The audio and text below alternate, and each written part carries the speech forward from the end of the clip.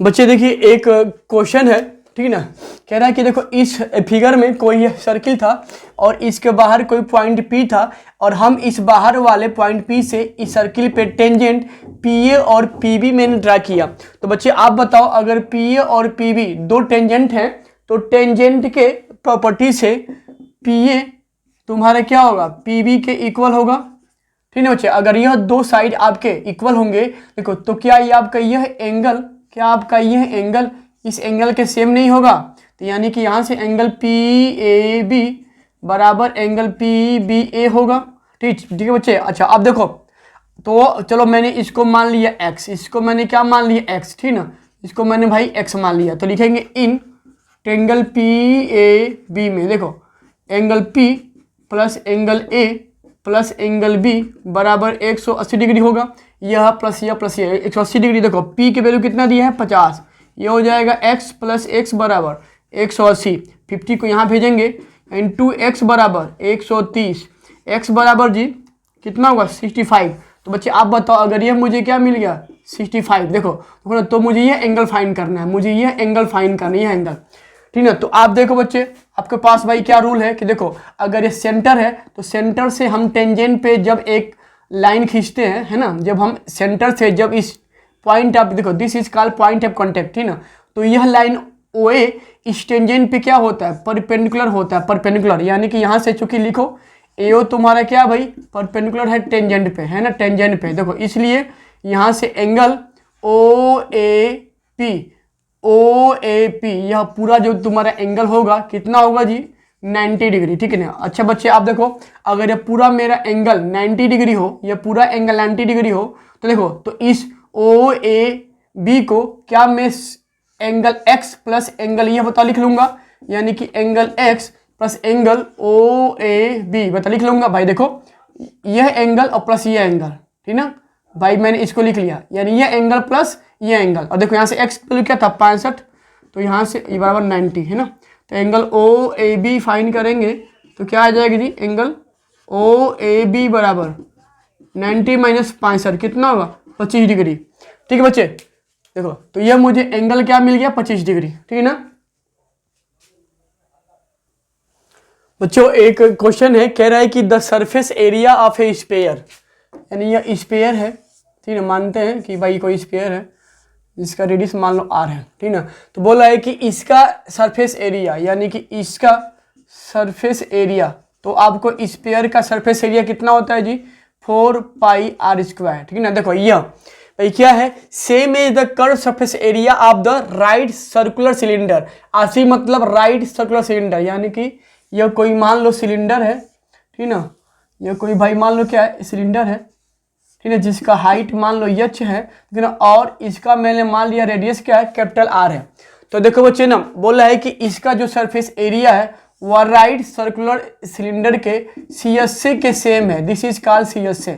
और यह तुम्हारा CSA of right circular cylinder कितना होता है जी, तो CSA of right circular cylinder जो होता है वो होता है 2 पाई RH। क्या होता है 2 पाई RH। देखो यानी कि इस स्फीयर का यह वैल्यू इसके इस वैल्यू के सेम है, लेकिन यहाँ पे दिया गया है कि देखो यहाँ से क्या दिया है, इफ द हाइट, यानी कि देखो अगर ये तुम्हारा मान लो O डैश है, ठीक है, देखो तो यहाँ से यह मान लो AB, ठीक है, देखो तो यहाँ से this is called the diameter, यानी यहाँ से लिखो चूंकि diameter of the cylinder and height, diameter of the cylinder and height, ये तुम्हारा कितना दिया है जो बच्चे 12 सेंटीमीटर दे रहा है ना, कितना दिया है जी 12 सेंटीमीटर। तो बच्चे आप बताओ हम इस डायमीटर को बताओ क्या लिख लेंगे जी 2, देखो मैंने यहाँ से R माना है तो ये हो जाएगा 2R बराबर कितना होगा 12 सेंटीमीटर। जब R यहाँ से फाइन करेंगे तो 12/2 कितना होगा 6 सेंटीमीटर। देखो तो मुझे यहाँ से क्या मिल गया, तो सॉरी यहाँ पे कैपिटल R रहेगा, तो देखो ना यहाँ से मुझे सिलेंडर का रेडियस मुझे कैपिटल R क्या मिल गया 6 सेंटीमीटर। देखो अब चूंकि यह वैल्यू इस वैल्यू के सेम था, यानी कि लिखो चूंकि 4 पाई R स्क्वायर भाई क्या था तो 2 पाई RH के सेम था, पाई से पाई कैंसिल, सॉरी पाई से पाई कैंसिल, 2 2 जा 4, यानी कि 2R स्क्वायर बराबर कितना होगा कैपिटल R इंटू H। देखो 2 देखो R स्क्वायर, ठीक ना, नहीं दिया था। देखो तो यहाँ से मुझे क्या निकालना है, find the radius of sphere, यानी कि मुझे स्मॉल आर ही निकालना है। यह मेरा आर, कैपिटल आर मैंने क्या निकाल लिया 6 सेंटीमीटर। एच की वैल्यू कितना दिया है जी, एच की वैल्यू 12 सेंटीमीटर। ठीक है, थोड़ा काटेंगे 2 से 12 को 6 माइन, यानी कि आर स्क्वायर बराबर 6 का होल स्क्वायर, यानी आर बराबर क्या मिल गया 6 सेंटीमीटर। यानी कि जो आपका स्फीयर है उसका रेडियस कितना होगा 6 सेंटीमीटर, यानी कि इसका पहला ऑप्शन आपका सही है। बच्चे देखो यहाँ पे एक क्वेश्चन आया हुआ बोर्ड में, कह रहा है कि if circumference and the area of circle are numerical equal, यानी कि यह कोई मान लो सर्किल है, ठीक ना, तो देखो इसका यह सरकमफ्रेंस, ठीक ना, और इसका एरिया दोनों क्या है आपस में इक्वल है। तो लिख लो, चूंकि एरिया बराबर क्या दिया है सरकमफ्रेंस, और देखो सर्किल का एरिया कितना होता है तो पाई आर स्क्वायर, अगर आर इसका क्या है रेडियस हो तो ये तुम्हारा इसका जो सरकमफ्रेंस होता है कितना होता है 2 पाई आर, तो 2 पाई आर, पाई से पाई कैंसिल, यानी कि आर स्क्वायर बराबर 2 आर, एक आर से आर कैंसिल, यानी आर बराबर जी कितना आ गया 2 यूनिट। ठीक है बच्चे, तो ये हो जाएगा रेडियस ऑफ द सर्किल। देखो भाई इसमें कौन सही है, अच्छा रुको बच्चा, देखो देखो सुनो, देखो यहाँ पे क्या गलती हुआ है, यहाँ मुझे डायमीटर निकालना है और मैंने यहाँ पे केवल क्या निकाल लिया रेडियस निकाल लिया। तो यहाँ पे जब डायमीटर निकालेंगे तो 2 इंटू आर होता है, यह होगा 2 इंटू आर की वैल्यू 2 यूनिट, ठीक है, डेट इज गिव्स 4 यूनिट। तो यहाँ से डायमीटर ऑफ द सर्किल भाई क्या होगा 4 यूनिट, यानी the option number 1 will be correct answer. बच्चे एक बहुत सा आसान क्वेश्चन है, बोल रहा है कि इफ साइन थीटा बराबर 4/5 तो मुझे इसकी वैल्यू फाइंड करनी है। तो देखो आप इसको चाहो तो बाई फिगर भी लगा सकते हो, ठीक ना, इसको चाहो तो बाई फिगर भी, भाई इसको मान लेना, क्या मान लेना थीटा, तो यहाँ से साइन थीटा की वैल्यू दिए है 4/5, ठीक ना, तो हम इसमें, ठीक ना, तो ये आपका मान लो ये ए बी सी, तो ये हो जाएगा 4, ये हो जाएगा 5, तो यहाँ से बी सी हम फाइंड कर लेंगे, और जब बी सी आ जाएगा तो कास और टेन की वैल्यू हम फाइंड करके हम इसमें रख के सॉल्व करेंगे। तो एक नियम ये है, या इसको ऐसे भी हम लगाते हैं, देखो 2 अपान क्या दिया था 1 प्लस 10 स्क्वायर थीटा, और क्या दिया कॉस स्क्वायर, सॉरी खाली क्या दिया कॉस थीटा। बच्चे आप बताओ 1 प्लस 10 स्क्वायर थीटा क्या होता है जी, तो ये होता है सेक स्क्वायर थीटा। क्या होता है जी सेक स्क्वायर थीटा। तो ये आपका हो जाएगा भाई कितना 2 अपान ये हो जाएगा कितना जी, तो सेक स्क्वायर थीटा, और यहाँ क्या दिया हुआ है कॉस थीटा, ठीक है ना। देखो यहाँ से, तो यहाँ से हम अगर थोड़ा इसको सॉल्व करेंगे तो क्या मिलेगा, यहाँ पे कॉस है कि 10 है, कॉस दिया। देखो बच्चा ने यहाँ से ये आपका कितना दिया, देखो सेक और काश तुम्हारे उल्टा होते हैं, 2 बाई यहाँ मुझे क्या मिल जाएगा सेक मिल जाएगा, 2 बाई सेक मिल जाएगा। अरे भाई देखो ना, यहाँ से मेरी बात सुनो, यहाँ से इसको सॉल्व अगर करोगे तो क्या मिल जाएगा 2 sec square theta into cos theta मिलेगा। अच्छा ये देखो सेक स्क्वायर को भाई क्या लिख लेंगे 1 अपान कॉस स्क्वायर थीटा, और यहाँ तुम्हारे कितना है कॉस थीटा, तो एक कॉस से कॉस कैंसिल, यानी कि कितना मिल जाएगा 2 अपान 1 अपान कॉस थीटा, या 2 कॉस थीटा मिल जाएगा। ठीक है बच्चे ना। अब देखो यहाँ तुमको फिर यहाँ से तुमको साइन की आवश्यकता होगी, क्योंकि मुझे कास थीटा आ रहा है, और इसकी वैल्यू तभी आ पाएगी जब आपको कास की वैल्यू हो पता। तो देखो यहाँ से मुझे इसकी वैल्यू निकालना ही पड़ेगा। ये हो जाएगा ए सी का स्क्वायर बराबर बी सी का स्क्वायर प्लस ए बी का स्क्वायर, बी सी का स्क्वायर प्लस ए बी का स्क्वायर, ये तुम्हारा कितना दिया 5 का स्क्वायर, बी सी का स्क्वायर फाइन करना है, और ये दिया है 4 का स्क्वायर, ये हो जाएगा 25 बराबर बी सी का स्क्वायर प्लस 16। तो बी सी यहाँ से बी सी का स्क्वायर जब फाइन करेंगे तो 16 को यहाँ भेज देंगे, 25 माइनस 16 यानी 9, यानी बी सी बराबर कितना हुआ 3 सेंटीमीटर। तो ये मुझे क्या मिल गया 3 सेंटीमीटर। तो यहाँ से हम जब कॉस थीटा फाइन करेंगे, कॉस थीटा तो क्या होता है जी, तो ये होता है base upon hypotenuse, base upon hypotenuse, यानी कि बी सी अपान ए सी, यानी 3/5। ठीक है, देखो यहाँ मुझे क्या मिल गया कॉस थीटा की वैल्यू। अच्छा बच्चे ना, अब देखो मैंने जब इसको सिंप्लीफाई किया था तो मुझे क्या रहा था 2 कॉस थीटा, जिसमें रखो value 2 into cos theta, cos theta की वैल्यू 3/5, यानी कि 6/5। तो ये आपको ये हो जाएगा इस दिए गए एक्सप्रेशन, यानी इसकी वैल्यू 6/5।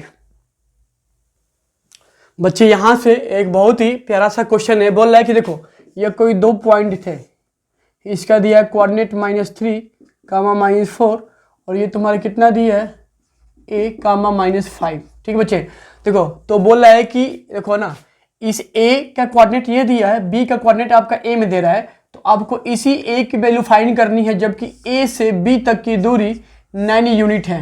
ठीक है बच्चे, तो आप देखो भाई यहाँ लिखो, चूंकि ए बी बराबर जी क्या हो जाएगा, तो √x1 माइनस h2 का होल स्क्वायर प्लस क्या हो जाएगा y1 माइनस y2 का होल स्क्वायर। देखो या बहुत से लोग इसको ऐसे भी भाई लिखते हैं h2 माइनस x1 का whole square plus y2 minus y1 का होल स्क्वायर। ठीक है ना, और आपके एनसीईआरटी में भी यही दिया हुआ है। तो चलो भाई हम इसको इसी से सॉल्व करेंगे, तो ये हो जाएगा देखो ए बी, तो ए बी क्या यानी इसकी पूरी लंबाई क्या था जी 9 यूनिट। देखो बराबर, देखो यह भाई तुम्हारा क्या दिया है x1, यह दिया है y1, यह दिया है h2, यह y2, यानी देखो h2 यानी कि a, देखो माइनस x1 कितना दिया है -3। ठीक है, तो इसका होल स्क्वायर प्लस देखो यहाँ फिर यहाँ पे क्या दिया y2 यानी कि -5 माइनस y1, तो y1 कितना दिया है -14 का होल स्क्वायर, बस इसको लगाइए। ठीक है, का होल स्क्वायर सॉरी, ये हो जाएगा 9 बराबर, देखो बच्चे ये आपका हो जाएगा a माइनस माइनस प्लस यानी a+3 का होल स्क्वायर, और ये आपका कितना होगा -5 माइनस माइनस प्लस 14 का होल स्क्वायर। तो यहाँ से मुझे देखो बच्चे क्या मिल गया 9 बराबर, तो ये मुझे मिल जाएगा, देखो यहाँ से a प्लस b का होल स्क्वायर, तो a square plus b square plus 2 into a into b, देखो यहाँ से प्लस ये आपका साहब कितना हो जाएगा जी +9 का होल स्क्वायर। ठीक है बच्चे, और देखो बच्चे ये हम देखो ना, मुझे यहाँ से क्या मिल रहा है 9 बराबर, यह रूट वाला फॉर्म मिल रहा है। तो जब भी कोई दो नंबर के बीच में इक्वल हो और किसी एक पार्ट में रूट हो, तो रूट को तोड़ने के लिए squaring on both side, squaring on क्या करेंगे बोथ साइड। तो ये आपको हो जाएगा 9 का स्क्वायर बराबर, ये हो जाएगा a स्क्वायर 3 का स्क्वायर 9, 2 3 या 6a प्लस 9 का होल स्क्वायर। तो बच्चे देखो 9 का होल स्क्वायर यहाँ कैंसिल, यानी 0 बराबर a square plus 6a plus 9। ठीक है बच्चे ने, और देखो हम जब इसका फैक्टर यहाँ से अगर फाइंड करेंगे तो ये आपका हो जाएगा a प्लस 3 का होल स्क्वायर। तो यहाँ से मुझे क्या मिल जाएगा a प्लस 3 बराबर 0 या a बराबर -3। ठीक है, तो डेट इज आपका हो जाएगा आंसर, यानी कि a बराबर भाई क्या होगा -3, जो मुझे यही फाइंड करना था इस क्वेश्चन के माध्यम से। बच्चे देखिए ये आपका लीनियर इन टू वेरिएबल का एक बहुत ही आसान सा क्वेश्चन था। देखो यहाँ पे बोल रहा है कि मुझे इनको सॉल्व करना है, तो बच्चे देखो यहाँ पे कोई आपका रूल नहीं है कि इसको एलिमिनेशन से सॉल्व करना है या बाई ग्राफ या बाई क्रॉस मेथड। ठीक ना, देखो बस इसको यहाँ से x और y की वैल्यू आपको फाइंड करनी है, तो आपकी मर्जी, किसी भी रूल से आप इसको सॉल्व कर सकते हो, क्योंकि यहाँ पे कोई रूल का नेमिंग नहीं है। तो बच्चे देखो क्या मैं इसको ऐसे लिख लूँगा 3 + y बराबर 5, इसको मान लो 1। अच्छा ये देखो कितना होगा 2x - y बराबर कितना होगा 5, ये हो जाएगा इक्वेशन नंबर 2। देखो और मैं क्या बोलता हूँ कि देखो ना, इसमें आप देखो कि कोई वेरिएबल ऐसा है जिसकी न्यूमेरिकल वैल्यू सेम है।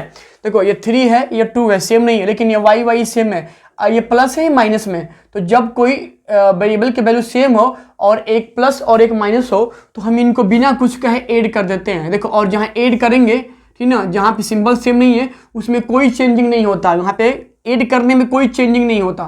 तो ये हो जाएगा 3x + 2x यानी 5x बराबर, ये आपको क्या होगा भाई, ये आपका हो जाएगा कैंसिल, क्योंकि प्लस है माइनस है, कोई चेंजिंग नहीं होगी। तो प्लस माइनस तुम्हारा क्या होता है कट के यहाँ पे क्या आएगा 0, यानी कि एक y में से -1y जाएगा 0, तो ओ मैंने इसलिए इसको काट दिया। 5 कितना होगा 10, यहाँ से x बराबर जी 10/5 कितना होगा 2, तो मुझे यहाँ से x की वैल्यू क्या मिल गई 2। तो जब मुझे यहाँ से x की वैल्यू 2 आ गई, तो हम इस x की वैल्यू को 1 या 2 में पुट करेंगे। तो पुट x बराबर 2, बताओ चलो मानते हैं मैंने 1 में पुट किया इसमें, तो लिखो पुट x बराबर 2 इन इक्वेशन 1। तो ये आपका कितना होगा 3x + y बराबर 5 था, मुझे इसी में पुट करना है। 3 × x की वैल्यू 2 + y बराबर 5, यानी 6 + y बराबर 5, y बराबर 5 - 6 यानी -1। तो ऐसे मुझे x y की वैल्यू आ जाएगी। बहुत ही टुच्चा सा और आसान क्वेश्चन था।